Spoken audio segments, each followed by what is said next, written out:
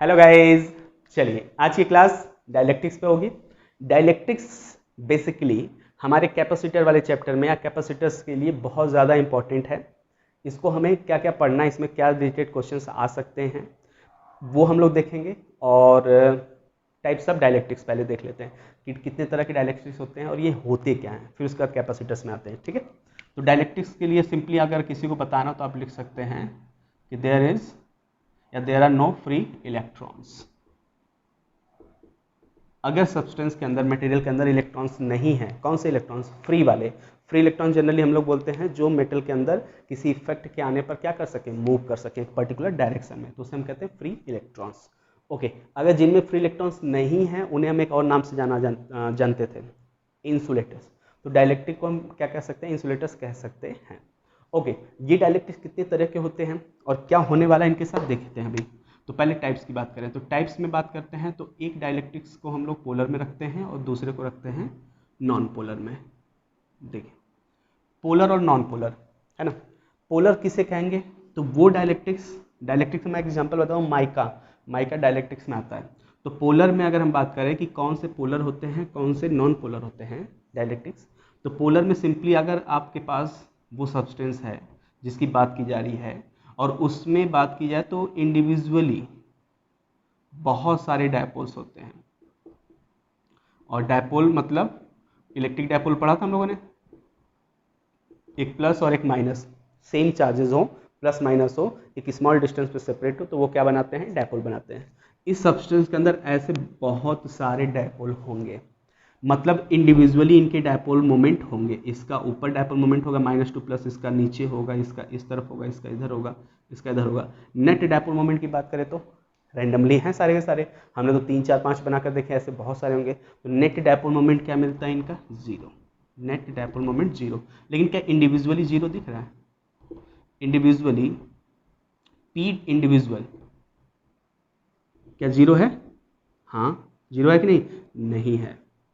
Individual तो है ना, एक एक लोग का डायपोल मोमेंट है इंडिविजुअल, लेकिन नेट डायपोल मोमेंट क्या है? जीरो, क्योंकि ये लोग रैंडमली क्या है, प्लेस्ड हैं। ओके, ये कब की कहानी है?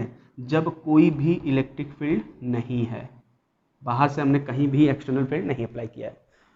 सेम इसमें आइए, नॉन पोलर में क्या होगा? नॉन पोलर में ये डायपोल मोमेंट्स नहीं होते, इंडिविजुअल भी नहीं होते हैं। मतलब ये कैसे होते हैं? इलेक्ट्रॉन्स ऐसे होते हैं, इनके घूम रहे होते हैं चारों तरफ और सेंटर पे प्लस होते हैं।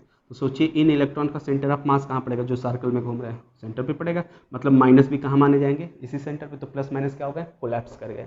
तो कोलैप्स कर गया तो डायपोल बना नहीं, क्योंकि इनके बीच में डिस्टेंस है नहीं। तो इसमें जो होते हैं सब्सटेंसेस, उसमें इंडिविजुअल डायपोल मोमेंट नहीं होता है। कब तक?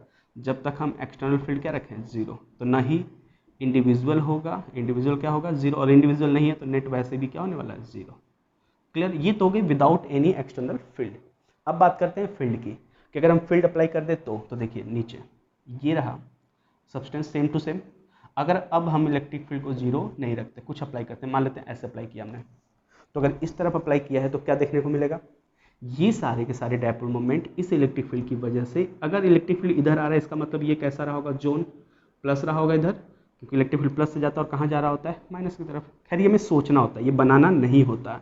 तो इधर प्लस होगा और इधर क्या हो जाएगा? माइनस। इतना याद रहेगा। तो प्लस की तरफ कौन अट्रैक्ट हो जाएगा? माइनस।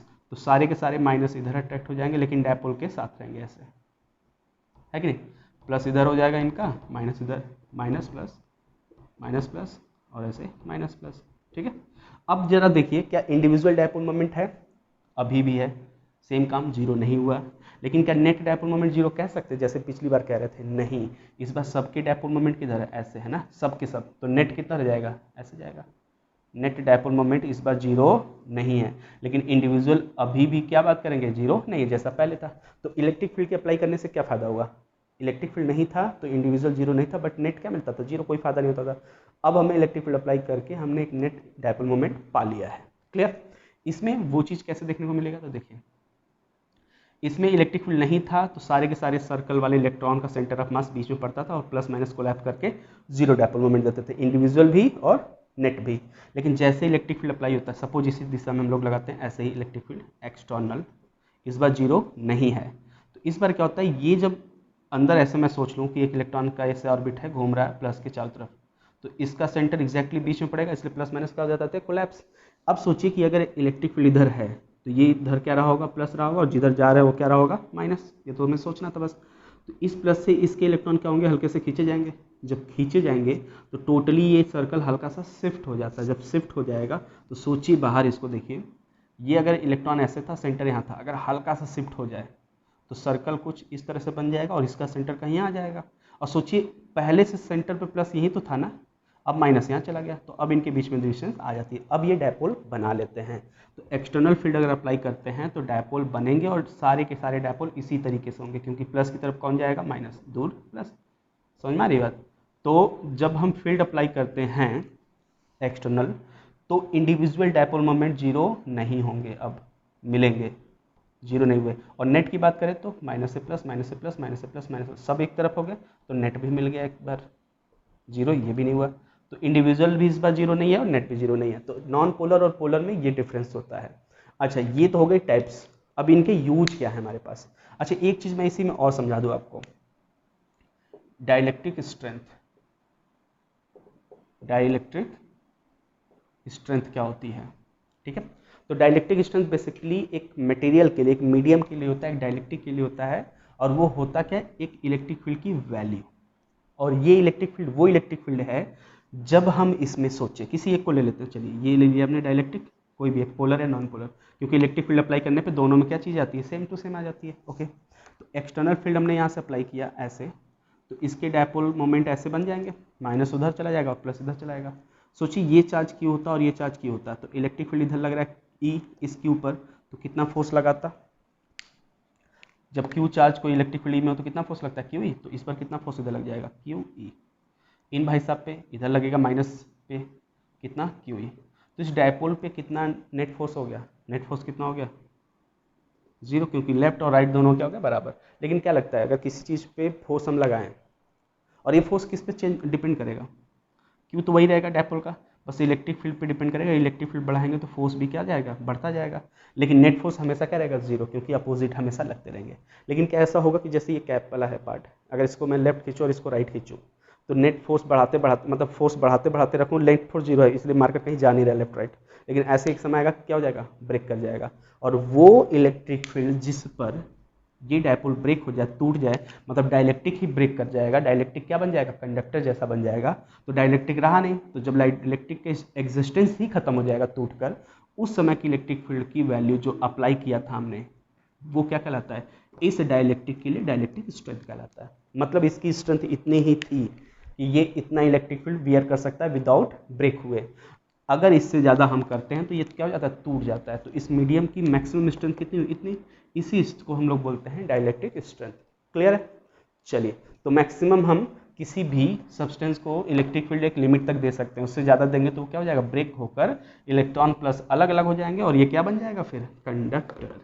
अच्छा, कंडक्टर में इलेक्ट्रिक फील्ड अप्लाई करते तो क्या मिलता था हमें, नेट इलेक्ट्रिक फील्ड अंदर क्या मिलता था, जीरो। जैसे देखिए, अगर हमने एक कंडक्टर लिया, ये कंडक्टर, ठीक है, और एक इधर ले लेते हैं हम लोग डाइलेक्ट्रिक्स, डाइलेक्ट्रिक मटेरियल, और ये कंडक्टर मटेरियल। ओके, अब इसमें बात करें कि हमने इलेक्ट्रिक फील्ड इधर अप्लाई किया एक्सटर्नल, और इसमें भी यही कर लेते हैं, इलेक्ट्रिक फील्ड एक्सटर्नल इधर अप्लाई कर लेते हैं, ठीक है, सेम दोनों में कर लेते हैं। अब क्या देखने को मिलता है कि इसमें कंडक्टर अगर है तो माइनस इलेक्ट्रिक फील्ड के जस्ट अपोजिट सरफेस पे जाके क्या हो जाए, कलेक्ट हो जाते हैं, और ये वाले प्लस वाले यहाँ पे कलेक्ट हो जाते हैं ढेर सारे। तो इंटरनली एक नया जोन बन जाता है, एक प्लेट बन जाता है, इधर प्लस और इधर माइनस। तो अगर मैं पूछूं इस जगह पे इलेक्ट्रिक फील्ड बताइए कंडक्टर के अंदर, तो एक्सटर्नल की इलेक्ट्रिक फील्ड तो इधर ही जा रही थी, ई एक्सटर्नल, लेकिन इस अंदर जो इंड्यूस्ड हुआ है चार्ज इलेक्ट्रिक फील्ड की वजह से, वो किधर इलेक्ट्रिक फील्ड देंगे, प्लस और माइनस का नेट उधर जाएगा ना, ऐसे, तो ई इंड्यूस्ड हो गया। अगर मैं पूछता नेट इलेक्ट्रिक फील्ड यहाँ बताइए, तो ई नेट क्या लिखते हैं हम लोग, एक्सटर्नल इलेक्ट्रिक फील्ड माइनस उधर इंड्यूस्ड इलेक्ट्रिक फील्ड। खैर, मेटल कंडक्टर के केस में ये दोनों बराबर हो जाते हैं, इंड्यूस्ड और एक्सटर्नल, इसीलिए यहाँ पे इलेक्ट्रिक फील्ड क्या मिलता है हमें, जीरो। ये तो हम बहुत पहले से पढ़ते हैं कि मेटल के अंदर, कंडक्टर के अंदर इलेक्ट्रिक फील्ड क्या होता है, जीरो होता है। वजह जितना प्लस हम लोग यहाँ देकर इलेक्ट्रिक फील्ड ये वाला बना रहे हैं एक्सटर्नल और इधर माइनस, उतने ही प्लस माइनस अंदर भी क्या हो जाते हैं, बन जाते हैं। लेकिन क्या डाइलेक्ट्रिक्स में ऐसा होता होगा, नहीं।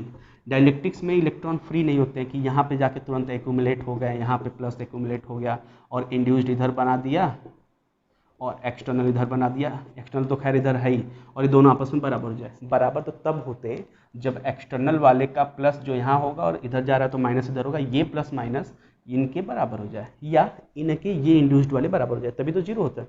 लेकिन ऐसा कभी नहीं होता कि ये इंड्यूस्ड वाला इसके बराबर हो जाए, तो नेट इलेक्ट्रिक फील्ड यहाँ जीरो होने वाला नहीं है। हाँ, ऐसा हो सकता है कि इलेक्ट्रिक फील्ड क्या हो जाए, डिक्रीज हो जाए, क्योंकि एक्सटर्नल इधर अगर हमने 100 दिया है ना, मेटल में पूरा, तो इंड्यूस्ड अगर 10 भी इधर हुआ तो टोटल कितना बचेगा, 90। तो 90 की मतलब 100 से कम हो गया। वो कम होता कितना है, तो एक्सपेरिमेंटली देखा गया कि अगर एक्सटर्नल हम लोग इतनी इलेक्ट्रिक फील्ड अप्लाई करें और एक मीडियम को रख दे डाइलेक्ट्रिक कांस्टेंट के का इलेक्ट्रिक फील्ड के अंदर, तो उस मीडियम के अंदर, उस डाइलेक्ट्रिक के अंदर जो इलेक्ट्रिक फील्ड आती है वो के से क्या हो जाती है, कम हो जाती है। ठीक है, तो ये क्या हो गया, ई नेट, किसके अंदर, डाइलेक्ट्रिक्स के अंदर। एक फॉर्मूला ये हमें एक्सपेरिमेंटली मिल गया। और दूसरा फॉर्मूला क्या मिला कि इसके अंदर अगर नेट निकालना हो तो आप क्या कर सकते हो, E net equal to external इधर लगा है और इंड्यूस्ड उधर हुआ है तो उसको माइनस कर लीजिए, और इन दोनों को हम लोग ऐसे लिख सकते हैं, ये भी और ये भी दोनों सेम। ई नेट निकालने का ये भी एक्सपेरिमेंटल तरीका है, और ये हम यहाँ से देख पा रहे हैं कि एक्सटर्नल इधर लग रहा है, इंड्यूस्ड उधर बनेगा ही बनेगा, तय है। दोनों को माइनस कर लीजिए, आंसर आ जाएगा।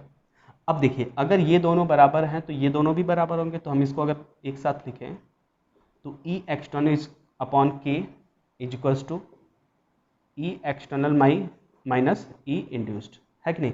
अब ये फॉर्मूला का हेल्प लेकर हम देखिए क्या करने वाले हैं। अब देता क्या है, अब क्वेश्चन हमारा शुरू हो रहा है कि अगर हम एक प्लेट लेते हैं, कैपेसिटर्स के मतलब दो प्लेट हैं, इस पर हमने प्लस सिग्मा दिया और इस पर क्या दे दिया, माइनस सिग्मा, कहीं बैटरी से जोड़ा होगा। इसके अंदर हमें एक स्लैब इंसर्ट करना है, और वो स्लैब हमने इंसर्ट किया कुछ इस तरीके से, ये रहा। इनके बीच में थोड़ा गैप दिखाया ताकि समझ में आए कि हाँ स्लैब है इसके अंदर, नहीं तो पूरा भरा रहता है, एकदम क्लोज एकदम होता है। अभी हम ये भी देखेंगे कि कैसे कैपेसिटर बनाया जाता होगा। तो देखिए ये एकदम क्लोज हो गया।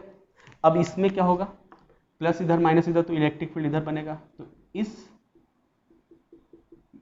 स्लैब के लिए जिसके डाइलेक्ट्रिक कांस्टेंट के है, उसके लिए तो ये इलेक्ट्रिक फील्ड एक्सटर्नल ही कहलाएगी, क्योंकि ये खुद तो बनाया नहीं है, बाहर से कहीं से बन क्या रहा है। तो ये इलेक्ट्रिक फील्ड जो एक्सटर्नल है, वजह कौन है, कैपेसिटर के प्लेट्स। तो आपको याद होगा कैपेसिटर के प्लेट्स के अंदर कहीं इलेक्ट्रिक फील्ड निकालना तो कितना आता है, सिग्मा बाई एप्सिलॉन नॉट। ठीक है, तो इधर इलेक्ट्रिक फील्ड हो गया सिग्मा बाई एप्सिलॉन नॉट। अब सोचिए, इधर से इधर इलेक्ट्रिक फील्ड जा रहा है, तो इसमें कौन से लोग यहाँ पे इंड्यूस्ड होंगे, माइनस, और इधर कौन होंगे, प्लस। अगर एक कंडक्टर होता तो ये माइनस इस माइनस के बराबर होते और ये प्लस इसके बराबर होते हैं, नेट इलेक्ट्रिक फील्ड क्या हो जाता है, जीरो, क्योंकि एक्सटर्नल इधर और माइनस प्लस की वजह से इंड्यूस्ड उधर, नेट जीरो। लेकिन है नहीं, ये मेटल है, क्या ये डाइलेक्ट्रिक्स, जिसकी कांस्टेंट कितनी है, के। तो यहाँ पे इलेक्ट्रिक फील्ड की बात करें तो एक्सटर्नल इस तरफ कितना, sigma by epsilon not. Internal की बात करें तो इंटरनल पे प्लस माइनस उतना नहीं हो पाया जितना ये लोग थे, तो हम मान लेते हैं कि कितना इंड्यूस्ड हुए हैं, सिग्मा आई इस पे प्लस में और इस पे कितना हुआ है, सिग्मा आई माइनस में। क्लियर। तो सोचिए इनकी वजह से ये प्लस ये माइनस प्लेट, दो प्लेट जैसा बन गए, इन प्लेट के बीच में इनका नेट इलेक्ट्रिक फील्ड किधर जाएगा, लेफ्ट साइड, प्लस वाला भी रिपेल करेगा और माइनस वाला भी खींचेगा। तो इनका नेट इलेक्ट्रिक फील्ड कितना हो जाएगा, दो प्लेट्स के बीच में सिग्मा अपॉन एप्सिलॉन नॉट होता है फॉर्मूला, लेकिन सिग्मा की जगह कौन लोग हैं, ये सिग्मा आई। तो इंड्यूस्ड हो गया ये, और ये हो गया एक्सटर्नल। इस फॉर्मूले में आइए, E external by K is equals to E external minus E induced होता है। हमें ये निकालना है कि कितना चार्ज इंड्यूस्ड हुआ है, ये निकालना है। तो देखिए ई एक्सटर्नल कितना है, सिग्मा बाई एप्सिलॉन नॉट, पहले से के डिवाइड है, लिख लीजिए, sigma by epsilon not E external sigma I by epsilon not E induced. तो सिग्मा तो नीचे से cut, sorry epsilon not cut लीजिए नीचे से, सिग्मा आई को उधर ले जाइए, बाकी को उधर लाइए, तो सिग्मा आई अकेले उधर बचेगा, इधर सिग्मा होगा, और ये वाली वैल्यू जब आएगी तो माइनस होकर आएगी, के, सॉरी के। अब इसमें सिग्मा कॉमन कर लीजिए, 1 माइनस 1 बाई के। ये क्या बता रहा हमें कि सिग्मा आई जो इंड्यूस्ड होगा डाइलेक्ट्रिक्स में, वो होगा सिग्मा 1 माइनस 1 बाई के, जहाँ सिग्मा क्या होगा, कैपेसिटर के प्लेट्स पर पहले से charge density. Which types of charge density is this, surface. तो क्यू बाई ए होता है ना, क्यू बाई ए सब निकाल लेंगे, क्यू चाहिए तो सिग्मा दिया रहेगा, एरिया दिया रहेगा, तो यहाँ से क्यू निकाल सकते हैं हम लोग। अब देखिए इसका यूज क्या है, क्वेश्चंस कैसे आते हैं। वो पूछते हैं जनरली कि अगर मान लीजिए कैपेसिटर के बीच में मेटल डाल दें, मेटल होता अगर ये, तो नेट इलेक्ट्रिक फील्ड क्या आना चाहिए था, 0। तो मेटल के लिए सोचिए के की वैल्यू कितनी होगी, मेटल के लिए इलेक्ट्रिक फील्ड क्या होना है, 0, और ये 0 तभी होगा जब इस तरफ का ये इलेक्ट्रिक फील्ड और ये इलेक्ट्रिक फील्ड क्या होंगे आपस में बराबर, मतलब सिग्मा बराबर क्या होना चाहिए, सिग्मा आई। तो यहाँ से सिग्मा आई बराबर, तो ये वैल्यू है ना, ये दोनों आपस में कब बराबर होंगे, सोचिए सिग्मा आई बराबर सिग्मा, जब के की वैल्यू क्या रख दें हम लोग, इनफाइनाइट। अगर के की वैल्यू इनफाइनाइट करते हैं तो सिग्मा आई इक्वल टू क्या हो जाएगा, सिग्मा 1 - 1 बाई इनफाइनाइट। तो ये हो गई 0 वैल्यू, तो बचा कितना, sigma I equal to sigma basically. तो ये हमें याद रखना होगा। अच्छा ये एयर होता तो कैपेसिटर के प्लेट्स में जो प्लेट ऐसे हैं इनके बीच में एयर होता, कुछ नहीं होता तो, अच्छा एयर होंगे तो इनमें माइनस प्लस नहीं इंड्यूस्ड हो पाता, मतलब सिग्मा आई आ ही नहीं पाता। तो सिग्मा आई कितना होना है इस बार, 0।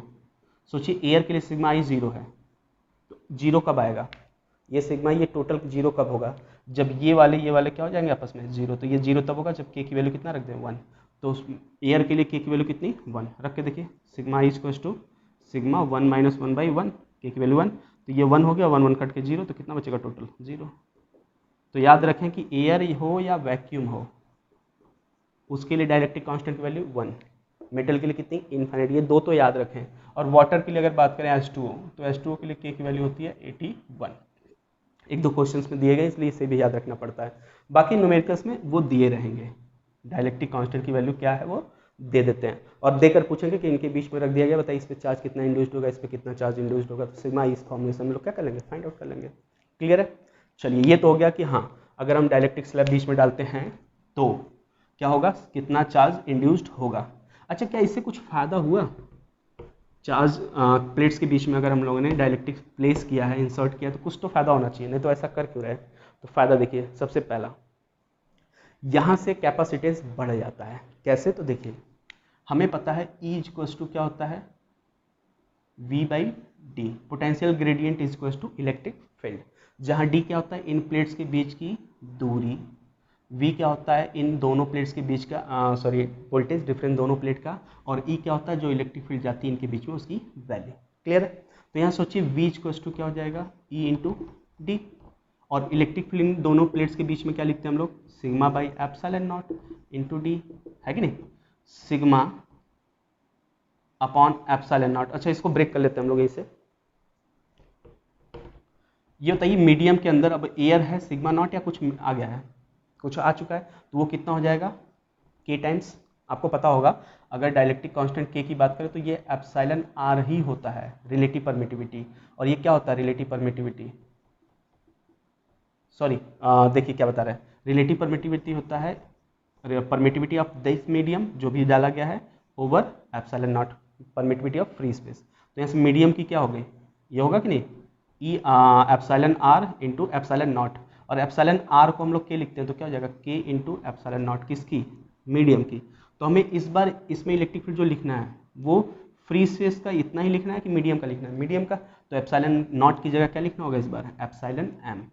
तो सिग्मा बाई एप्सिलॉन एम, और एप्सिलॉन नॉट एम की वैल्यू कितनी लिखनी है, K times epsilon not into D equal to V, और आपको पता होगा सिग्मा इक्वल टू क्या होता है, क्यू बाई एरिया, तो इसको लिख लीजिए V equal to Q by area K into epsilon not into D, Q को पकड़ लीजिए बाकी को भेज दीजिए उधर इसके साथ, तो ये इधर जाएगा, तो वी इंटू ए के एप्सिलॉन नॉट बाई डी, इसको थोड़ा सा अरेंज करते हैं हम लोग, ऐसे लिख लेते हैं, के टाइम्स के यहाँ लिख लेते हैं, और फिर इसका epsilon naught A by D यहाँ लिख लेते हैं, epsilon naught A by D के बाहर, और वी बचा है। अब ध्यान देखिए इसको क्या लिखते हैं हम लोग, सी, और कहाँ का, ये फ्री स्पेस का है, नॉट लगा लेते हैं, वी हो गया और के पहले से है, ये क्यू है। आपको पता होगा क्यू इसको हम क्या पढ़ते आ रहे हैं, सी वी, तो वी तो दिख रहा है, ठीक है, बचा कौन है, ये है कौन, फिर क्यू इसको सी वी होता है, तो ये पूरा का पूरा सी हुआ ना किसका, मीडियम का, तो जो मीडियम में अब कैपेसिटेंस हो गया वो के टाइम्स हो गया है, किससे, एयर से। तो एक चीज़ तो हमें मिल गया कि अगर हम डायलेक्ट्रिक स्लैब के का डालते हैं किसी प्लेट्स के बीच में कैपेसिटर के, तो उसमें कैपेसिटेंस उस डायलेक्ट्रिक कांस्टेंट के टाइम्स में क्या हो जाता है, बढ़ जाता है। जैसे पहले कैपेसिटेंस अगर 2 है, 6 का अगर हम स्लैब डाल देते हैं तो कितना हो जाएगा कैपेसिटेंस, 12 हो जाएगा। क्लियर। तो इससे हम कैपेसिटीज क्या करते हैं, कैपेसिटेंस बढ़ा देते हैं। चलिए नेक्स्ट बात करते हैं हम लोग कि इस इंसर्ट को, जो स्लैब को इंसर्ट कर रहे हैं, इसको हम किस किस तरीके से कर सकते हैं। तो दो तरीके हमारे पास हैं, inserting of slab between plates of capacitor. First is at constant charge, इस तरीके से पढ़ेंगे हम लोग, और दूसरा B, A and B, at constant voltage. देखिए अभी समझ में आएगा कि क्या है ये। पहला, अगर हम आपको कैपेसिटर की प्लेट्स दे देखें, ऐसे कैपेसिटर, इसको किसी वोल्टेज मतलब बैटरी के साथ जोड़ दिए थे, सब बैटरी के साथ जुड़ा है तो क्या होगा, कुछ ना कुछ इसका वोल्टेज जो होगा, इसका पूरा का पूरा वोल्टेज ये ले लेगा, इसकी कैपेसिटेंस अपनी कुछ ना कुछ होगी होगी। अच्छा, अभी फ्री स्पेस है तो इस पर कुछ चार्ज आ गया होगा, क्यू इक्वल्स टू क्या आया होगा, सी वी, कन्फर्म है, सी कैपेसिटेंस वी से जुड़ा है तो Q equals to C V आ चुका होगा। अब करना क्या है, कांस्टेंट चार्ज। तो कांस्टेंट चार्ज सिंपली ऐसे किया जाता है, इस बैटरी को तोड़ दिया जाता है, यहाँ से हटा दिया गया। अब इस कैपेसिटर के पास अपनी कैपेसिटी तो थी ही थी, कैपेसिटेंस सी, क्यू चार्ज था जो सी वी लिखा जाएगा, और वोल्टेज उस बैटरी का ले चुका है वी, इतने वोल्टेज तक वो क्या हो चुका है, चार्ज। अब देखिए जरा, अगर मैं कहूँ इस पर प्लस चार्ज है, उस पर माइनस, तो हम इस पर प्लस क्यू लिखते हैं और इस पर माइनस क्यू, और क्यू की वैल्यू हमें पता है सी वी है, क्यू इक्वल्स टू क्या है, सी वी। अब इसमें हम स्लैब डालें, स्लैब, तो सोचिए स्लैब को हम जब डाल रहे हैं तो क्या लिखा है, कांस्टेंट चार्ज पे इंसर्ट करना है। कांस्टेंट चार्ज बेसिकली ये इसलिए कहा जा रहा है क्योंकि ये टर्मिनल ओपन है, ये टर्मिनल ओपन है, जो चार्ज पहले आ चुका है, अब वो चार्ज कहीं भाग सकता है नहीं, इस प्लेट से इस पे जाएगा नहीं, इधर से कहीं रास्ता है नहीं कि कोई वायर जुड़ा है, तो ये चार्ज इसी प्लेट्स पे, इस पे प्लस क्यू रहेगा, इस पे माइनस क्यू, ये कहीं बदलने वाले नहीं है, बिकॉज चार्ज वैसे भी क्या होते हैं, कंजर्व्ड होते हैं, हमने चार्ज की प्रॉपर्टी में पढ़ा था। तो यहाँ पे चार्ज कहीं जा नहीं सकते, इसलिए चार्ज क्या रहे हैं प्लेट्स पे, कांस्टेंट, तो इसलिए इसका नाम रखा गया एट कांस्टेंट चार्ज। तो अगर हम इसमें स्लैब अप इंसर्ट कर देते हैं जिसकी डायलेक्ट्रिक कांस्टेंट कितनी, ओके, तो पहले तो हम बात करेंगे कि कैपेसिटेंस, नेक्स्ट डैश वाला लगेंगे कि जो नया होगा सी डैश क्यू डैश ये सब करेंगे। तो नया कैपेसिटेंस क्या होगा, पहले का कैपेसिटेंस कितनी थी, सी थी, अब बताइए कितना हो गया होगा। तो अभी जस्ट हमने बताया कि अगर स्लैब डालते हैं तो कैपेसिटेंस क्या हो जाती है, के टाइम्स बढ़ जाती है, ये तो बढ़ेगा तय है। दूसरा, चार्ज की बात करें, नया चार्ज कितना हो जाएगा, तो चार्ज तो हमने लिखा है कांस्टेंट, पहले भी सी वी था, अब भी कितना रहेगा, सी वी, उसमें कोई चेंज नहीं आएगा, मतलब पहले की अगर चार्ज को हम क्यू लिखें तो अभी भी चार्ज कितना रहेगा, क्यू, नो चेंज। ठीक, अब बात करते हैं हम लोग तीसरे की, वोल्टेज का क्या होगा, वी। तो देखिए वी क्या होता है, वी इक्वल्स टू होता है, अगर हम बात करें एक फॉर्मूला बस याद रखें, Q equals to C V, तो वी इक्वल्स टू क्या हो जाएगा, क्यू बाई सी, तो क्यू बाई सी लिखेंगे, तो वी डैश निकालने जा रहे हैं स्लैब के बाद, तो Q dash by C dash कर लेंगे, ये तो करना है हमें। अब सोचिए क्यू डैश तो क्यू ही है, कोई चेंज नहीं है, लेकिन सी डैश की जगह क्या है, के सी, तो इस बार के सी लिख लीजिए। तो ये क्यू बाई सी तो पहले का वोल्टेज था, लेकिन के डिवाइड हो गया तो वोल्टेज भी क्या हो गया, घट गया इस बार। स्लैब को यदि हम बैटरी हटाकर, अच्छा हाँ, बैटरी इसमें हटा दिया गया ना, तो कुछ बुक्स में क्या लिखे गए हैं, आफ्टर रिमूविंग बैटरी, अगर हम स्लैब को इंसर्ट कर रहे हैं प्लेट्स के बीच में और क्या करके कर रहे हैं, बैटरी को रिमूव करके, तो क्या होगा, तो ये सारी कहानी होगी, क्योंकि बैटरी का रिमूव हो गया तो चार्जेस क्या रहेंगे, दोनों प्लेट्स पे ओपन होने की वजह से कंस्टेंट रहेंगे, तो ये कहानी उसी के लिए होगी। इसमें रिमूव करने के बाद की बात है और इसमें बिना रिमूव के होगा, तो विदाउट इसमें लिख सकते हैं हम लोग, विदाउट रिमूविंग बैटरी। इसमें बैटरी नहीं हटाएंगे तो बैटरी की वोल्टेज क्या रहेगी, कैपेसिटर को लगातार मिलती रहेगी, इसीलिए तो कहा गया कि कांस्टेंट क्या रहेगा, वोल्टेज। क्लियर है ना। चलिए देखिए यहाँ पर, अच्छा चार्ज हो गया कि चार्ज बदल, सॉरी कैपेसिटेंस बढ़ जाएगा, चार्ज सेम रहेगा, कांस्टेंट रहेगा, वोल्टेज घट गया कितने से, के से, थर्ड हो गया, फोर्थ पार्ट। अगर हम बात करें इलेक्ट्रिक फील्ड, बताइए तो इलेक्ट्रिक फील्ड जो नया आएगा, पहली वाली इलेक्ट्रिक फील्ड से के टाइम्स घट जाएगा, तो सिंपल सी बात है, आप पढ़े भी होंगे 1/4 pi epsilon not Q by R square होता है इलेक्ट्रिक फील्ड की वैल्यू। एप्सिलॉन नॉट की जगह मीडियम का लिखेंगे एप्सिलॉन एम, और एप्सिलॉन एम अभी बताया हमने क्या होता है, K times of epsilon not. तो देखिए के तो डिवाइड हो रहा है ना नीचे, तो पूरी इलेक्ट्रिक फील्ड में के से क्या करना है, डिवाइड, तो इलेक्ट्रिक फील्ड भी क्या होगा, घटेगा। लास्ट, एनर्जी की बात करें, एनर्जी आपने पढ़ा है। अच्छा इसमें क्या कांस्टेंट है, चार्ज, तो हम ऐसा फॉर्मूला एनर्जी वाले लेंगे, तीन फॉर्मूले हमारे पास होते हैं, half C V square, half Q V और half V square by C, उनमें से कौन सा यूज करेंगे हम लोग, वो जिसमें चार्ज हो, क्योंकि चार्ज को क्या करना है, कांस्टेंट, तो हाफ क्यू वी कर लीजिए, सिंपल है। क्यों कांस्टेंट, 1/2 कांस्टेंट है तो ये कांस्टेंट हट गया, तो यू किस पे डिपेंड करेगा, पोटेंशियल पे, और पोटेंशियल तो घट रहा है ना, तो एनर्जी भी क्या हो जाएगी, नई वाली, वो पुरानी वाली एनर्जी जो रही होगी बिना स्लैब के, उससे के टाइम्स क्या हो जाएगी, घट जाएगी, सिंपल। ठीक, चलिए नेक्स्ट करते हैं हम लोग कि अगर हम कांस्टेंट वोल्टेज की बात करें तो इस प्लेट्स को हम लोग वोल्टेज देने के लिए बैटरी जो जोड़े थे उसको हटा ही नहीं रहे हैं, विदाउट रिमूविंग। तो अगर विदाउट रिमूविंग है तो बैटरी की जो वोल्टेज रही होगी V, वो तो इसको मिली होगी ना, वो तो कांस्टेंट इसके पास रहेगी, वो चेंज होगी ही नहीं। दैट्स वाई इसका नाम एक और क्या रखा गया, कांस्टेंट वोल्टेज पर। फिर से वही स्लैब डाल देते हैं K का, तो क्या होगा, पहले की कैपेसिटेंस C थी, तो अब नई वाली कितनी हो जाएगी, C डैश बढ़ जाएगी, तो उसमें कोई चेंज होने वाला नहीं, क्योंकि स्लैब डालने से कैपेसिटेंस बढ़ता ही है। दूसरा चार्ज के विषय में बताइए। अच्छा, वोल्टेज तो ये लिख सकते हैं ना, वोल्टेज पहले वाली ही रहेगी कांस्टेंट, पहले जो थी वही नया होगी। Q डैश बताइए जरा, तो Q डैश क्या हो जाएगा, Q इक्वल्स टू क्या होता है, CV। C इस बार क्या हो चुका है, C डैश, V क्या हो चुका है, V डैश, लेकिन C डैश की जगह क्या लिखना है इस बार हमें, KC, ये हो सके, और V डैश की जगह V ही रहेगा। तो सोचिए KCV हो गया, और CV को तो हम पहले क्या लिखते थे, Q बराबर CV, जो बिना स्लैब के था, तो Q उसको लिख देंगे तो क्या हो जाएगा, Q K टाइम्स, मतलब नया चार्ज पहले चार्ज से क्या हो गया, K टाइम्स बढ़ गया। चार्ज तक हो गया, वोल्टेज हो गया और कैपेसिटेंस हो गया, तीनों में हो गया।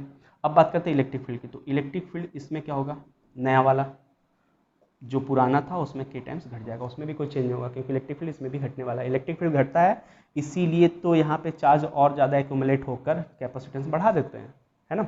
अब लास्ट बात करते हैं एनर्जी कि एनर्जी क्या होगा। तो इस बार हाफ QV नहीं लेंगे हम लोग, इस बार लेंगे हम लोग कौन सा, CV square, half CV square. क्यों, क्योंकि इस बार वोल्टेज कांस्टेंट, तो वोल्टेज आना चाहिए, उस बार चार्ज कांस्टेंट से चार्ज आया था। अच्छा, तो हाफ C, देखिए हाफ तो कांस्टेंट है, वोल्टेज भी कांस्टेंट है, लेकिन C क्या है, इस बार बढ़ रहा है, कितनी टाइम्स, K टाइम्स। तो K टाइम्स अगर C बढ़ेगा तो एनर्जी भी क्या बढ़ेगी, K टाइम्स। तो U डैश कितना हो जाएगा, K टाइम्स ऑफ पुरानी वाली एनर्जी, क्योंकि C और U तो डायरेक्ट डिपेंड कर रहा है ना जी। अगर C बढ़ेगा तो U भी तो बढ़ेगा, और K टाइम्स बढ़ रहा है C, तो U भी K टाइम्स बढ़ेगा।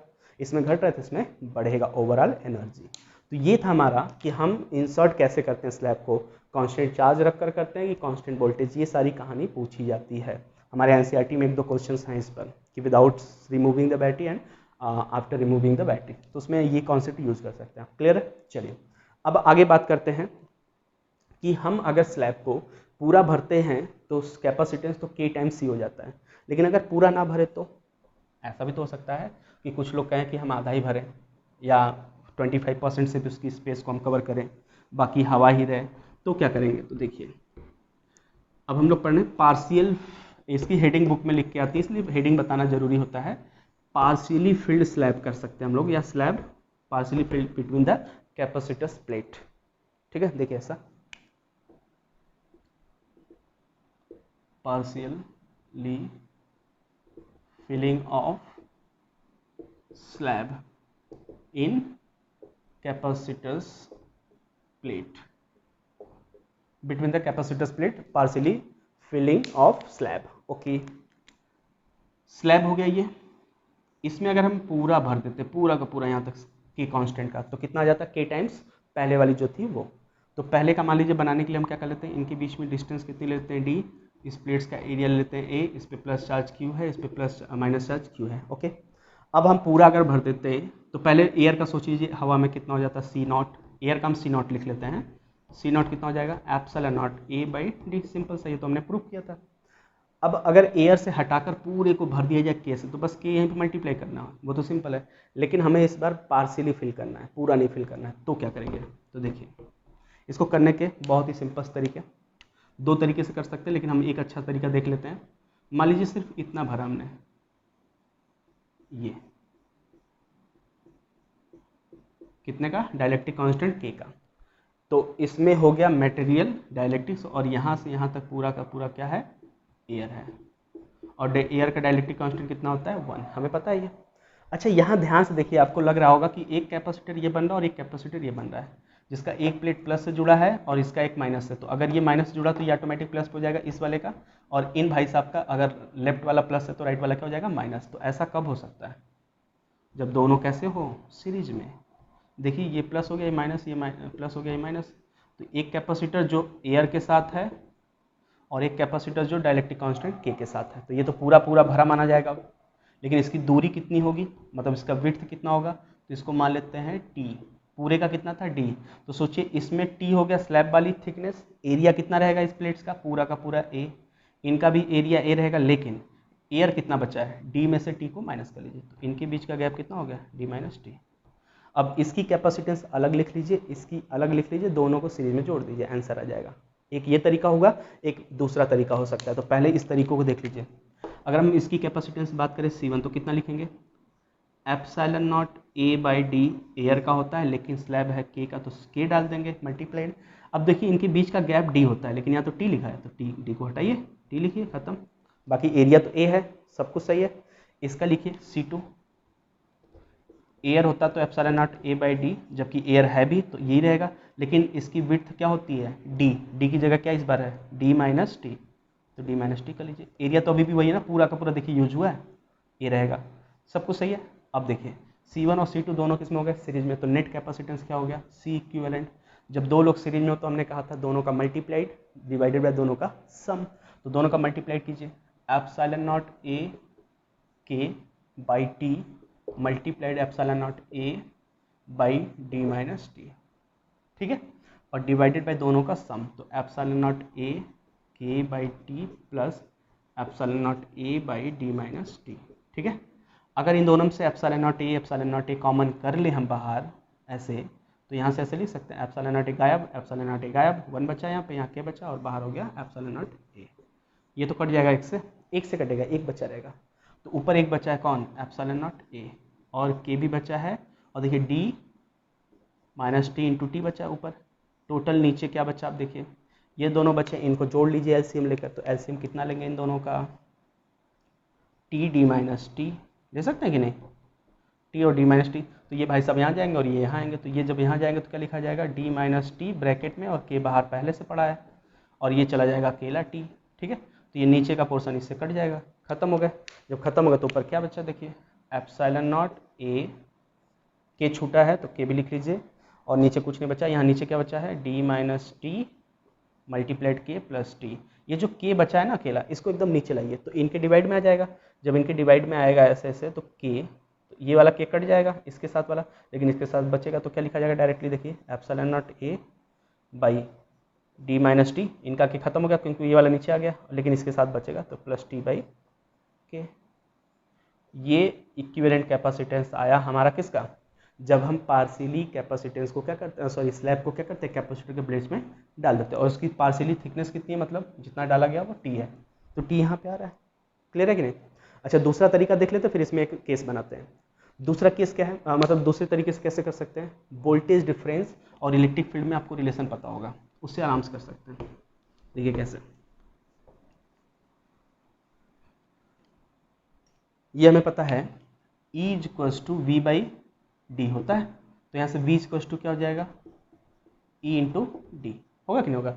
अच्छा अब देखिए वोल्टेज डिफरेंस हो गया हमारे पास V, और इलेक्ट्रिक फील्ड हो गया E। अब ये कैसे रिप्लेस करेंगे, तो देखिए ये दो काम के लिए होगा, एक तो मीडियम के लिए होगा और दूसरा किसके लिए होगा, एयर के लिए, तो दो पार्ट में कर लें, तो V नेट बराबर हो जाएगा E D for dielectric constant के वाले मीडियम के लिए, और E into D for air, है कि नहीं। अच्छा बताइए किसी मीडियम में इलेक्ट्रिक फील्ड की वैल्यू कितनी होती है, अगर प्लेट्स के बीच की बात करें तो सिग्मा बाई एप्सिलॉन नॉट, और नीचे के होता है कि नहीं, ये तो लिखा तुमने इलेक्ट्रिक फील्ड फॉर के, और डी अपनी जगह रहेगा, तो डी जरा ध्यान दीजिए, मीडियम की कितनी है, डी, टी तो है, डी मतलब थिकनेस होता है कितनी दूर तक है, टी हो गया, ये हो गया, प्लस यहाँ पे ये एयर के लिए, तो इलेक्ट्रिक फील्ड एयर में कितना होता है, सिग्मा बाई एप्सिलॉन नॉट, और ये डी। अब एयर कितना दूर तक बचा सोचिए, ये वाला, और ये कितना था, डी माइनस टी ना, क्योंकि उसको माइनस कर लेंगे तो ये बचेगा डी माइनस टी, तो यहाँ पे डी माइनस टी कर लीजिए, ये हो गया। अब यहाँ पे पोटेंशियल हो गया। अब जरा सोचिए हमें पढ़ा है कि Q इक्वल्स टू क्या होता है, सी वी, मतलब V इक्वल्स टू क्या हो जाएगा, Q बाई सी, तो यहाँ V की जगह हम क्या लिख सकते हैं, Q बाई सी लिख सकते हैं कि नहीं, और इन सबको भी तो Q में बदला जा सकता है, जरा सोचिए सिग्मा को हम क्या लिख सकते हैं, Q बाई ए, हो गया, इस सिग्मा को भी की लिख सकते हैं, Q बाई ए लिख सकते हैं कि नहीं, तो Q ऊपर से तो खत्म हो गया, Q का कॉन्सेप्ट वैसे था भी नहीं। अब बचा 1 बाई सी, जिसे हम सी इक्विवेलेंट कहेंगे, क्योंकि V पूरे का था, पूरे का यहाँ से लेकर यहाँ तक, दैट्स वाई सी इक्विवेलेंट आएगा। अब यहाँ का बच्चा है टी के एप्सिलॉन नॉट ए plus D minus T upon epsilon naught ए। अगर इनको हम जोड़कर रिवर्स कर लें तो सेम हमारा आंसर आएगा जो पहले आया था, करके देख सकते हैं। एलसीएम लेंगे इनका तो क्या लिखेंगे, के एप्सिलॉन नॉट ए, तो इसमें तो के एप्सिलॉन नॉट है तो सिर्फ यहाँ टी बचेगा, यहाँ के नहीं है तो के यहाँ मल्टीप्लाइड हो जाएगा और इक्वल्स टू 1/c इक्विवेलेंट। आपको दिख रहा होगा कि अगर हम इसको रेसिप्रोकेट कर दें तो ये सारा का सारा चीज़ वही आ चुका है। तो ये मेथड भी है, हम जिससे भी चाहें वैसे कर सकते हैं। क्लियर, ये ज़्यादा आसान दिखता है हमें तो हम इससे कर सकते हैं। चलिए अच्छा, ये हो गया हमारे पास पार्शियली फिल्ड हो तो कैसे इक्विवेलेंट कैपेसिटी से निकाल सकते हैं। इसके एप्लीकेशन की बात मैं कर रहा था कि इस पर क्या यही न्यूमेरिकल ऐसे ही आएंगे, जरूरी नहीं है। बोर्ड में तो ठीक है, चलिए ऐसा दे देगा कि इसके लिए डेरिवेशन करके दिखाइए कि कितना आएगा, लेकिन अगर कंपटीशन की बात करें तो उसमें ये लोग क्या करते हैं, एक स्लैब लेंगे, इनके बीच में थोड़ा थोड़ा दूर तक T1 तक K1 स्लैब डाल देंगे, फिर नेक्स्ट T2 थिकनेस तक K2 डाल देंगे, फिर एक और थिकनेस लेंगे T3, इसमें K3 डाल देंगे। ऐसे करते करते इसमें बहुत सारा भर देते हैं। कहाँ तक मान लेते हैं, कुछ डिस्टेंस तक है, और डिस्टेंस मतलब कहाँ तक होगा, सोचिए इसी के बीच में होगा ना कि इससे बाहर चला जाएगा। तो एक चीज़ तो कंफर्म है कि T1 plus T2 plus T3 plus and so on Tn तक होगा, लेकिन सबका जोड़ कितना आएगा, D तो आएगा कि इससे बड़ा चला जाएगा, स्लैब के बीच में रहना है। अब देखिए जो सी इक्विवेलेंट इसका पूछेगा कि ऐसे बहुत सारे रखे गए तो सी इक्विवेलेंट बताइए। तो सी इक्विवेलेंट का मेन फॉर्मूला क्या आया था जब स्लैब पार्शियली था, तो आया था epsilon naught A by D minus T plus T by के, यही आया था। अब जरा सोचिए अगर इसमें ऐसे ढेर सारे स्लैब हो जाएं तो क्या लिखा जाएगा, epsilon naught A by D minus T की जगह मतलब एक स्लैब का होता तो क्या लिखते, T1 2 हैं तो T2 3 4 n तक है तो इतना हो गया, प्लस है T बाई के, तो T1 का कौन है, K1 स्लैब है, प्लस T2 का कौन है, K2 है, T3 का कौन है, K3 है, एंड सो ऑन। तो इन सब का सम तो कितना आ रहा था, डी ही है ना, तो ये तो खत्म हो गया। जब ये खत्म हो गया तो बचा कितना, देखिए जब पूरा का पूरा भरा हो स्लैब लेकिन T1 T2 T3 से और K1 K2 K3 के ऐसे उनसे स्लैब से डाइलेक्ट्रिक कांस्टेंट से, तो नेट कितना आ जाएगा, तो सी इक्विवेलेंट आ गया हमारे पास एप्सिलॉन नॉट ए बाई, ये पोर्शन तो खत्म हो गया पूरा, बचा कौन, ये वाला पोर्शन, और उसको कैसे लिखेंगे हम लोग, T1 upon K1 plus T2 by K2 plus T3 by K3 and so on. और इसको छोटा और लिखना चाहें कि और स्मॉल में लिख सकें तो ऐसे देख लीजिए, epsilon naught A by summation of sigma लिख सकते हैं T by K I, where I starts from 1 to n तक, ये हो गया सी इक्विवेलेंट। ये ऐसे लिख सकते हैं हम लोग, तो जितने स्लैब होंगे उतने के अकॉर्डिंग कर सकते हैं। अगर बीच में एयर छूटा तो एयर वाला पार्ट हमारे पास क्या रहेगा, दिखा रहेगा कि उस एयर का कितना लेना है, के 1 ले लेना है। तो एयर में जैसे इतना छूट गया, मान लेते हैं T4 वाला, तो के की वैल्यू इसकी कितनी रखनी है, T4 बराबर 1 ना, तो जहाँ पे T4 बाई K4 आएगा वहाँ पे 1 रख लीजिए, आंसर है, सिंपल सा, कुछ नहीं करना आपको। तो ये कहानी थी हमारी डाइलेक्ट्रिक्स की। डाइलेक्ट्रिक्स बिटवीन स्लैब होगा तो क्या होगा, एक चीज़ इसमें और होता है कि अगर हम डाइलेक्ट्रिक्स को प्लेट्स के बीच में डालते हैं तो उसको इंसर्ट करते समय डाइलेक्ट्रिक स्लैब पे हमें फोर्स लगाना होता है, उस फोर्स की कैलकुलेशन, तो उसके लिए आगे हम कभी एक वीडियो बना देंगे क्योंकि वो हमारे बोर्ड में है नहीं। और कंपटीशन की बात करें तो कंपटीशन के लिए नेक्स्ट में हम लोग देख लेंगे। क्लियर, तो आज के लिए इतना ही, थैंक यू।